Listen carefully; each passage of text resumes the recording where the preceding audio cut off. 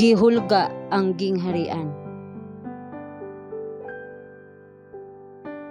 Juan Kapitulo 6 versikulo 15. Og sa pagkamatikod ni Jesus nga sila miduol na sa pagsakmit kaniya aron sa paghimo kaniya nga hari, siya mipahilit pag-usab nga nag-inusara ngadto sa kabungturan. Naglingkod sa kasagbutan nga patag, sa kilom-kilom sa kagabhion sa tingpamulak, ang mga tawo mikaon sa pagkaon nga gitagana ni Kristo. Walay gahom sa tawo ang makahimo gikan sa 5 kapan nga sibada ug 2 ka gagmay nga isda nga igo sa pagpakaon sa linibo ka gigutom nga mga tawo. Ug sila nag-ingon sa usag-usa, kini mao ang tinuod nga propeta nga moanhi sa kalibutan. Juan Kapitulo 6 versikulo 14. Siya makabuntog sa mga nasod ug makahatag sa Israel sa dugay ng gipangita nga kamanduan. Diha sa ilang kadasig ang mga tawo andam dayon sa pagkorona kaniya nga hari.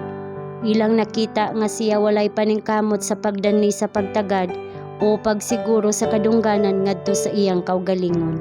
Nahadlok sila nga dili gayud niya ipugos ang iyang pag-angkon sa trono ni David. Sa tingob nga pagkonsulta, sila nagkasinabot sa pagkuha kaniya pinaagi sa kusog ug iproklamar siya nga hari sa Israel.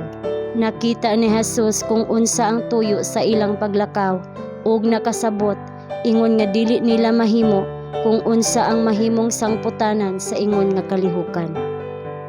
Ang kapintasan ug ang dagkong kagubot magasunod sa usa ka paningkamot sa pagbutang kaniya sa trono, ug ang buhat sa espirituhanon nga gingharian mababagan.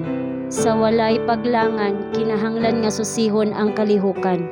Gitawag ni Jesus ang iyang mga tinun-an, gisugo sila ni Jesus nga mosakay sa sakayan ug mobalik dayon sa Capernaum.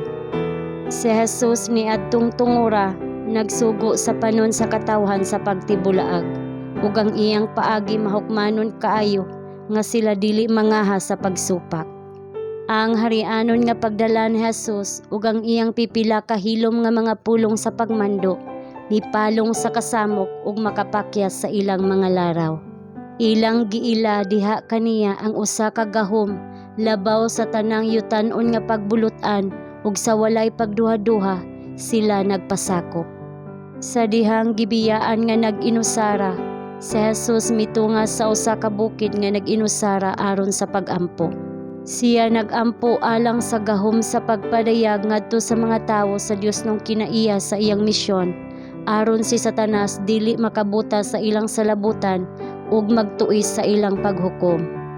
Sa kasakit ug pakigbisog sa kalag, siya nag-ampo alang sa iyang mga disipulo.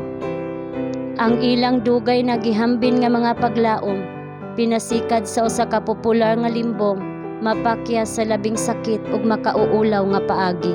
Sa dapit sa iyang pagbayaw ngadto sa trono ni David, sila magsaksi sa iyang paglansang sa krus. Kini mao gayud ang iyang tinuod nga koronasyon.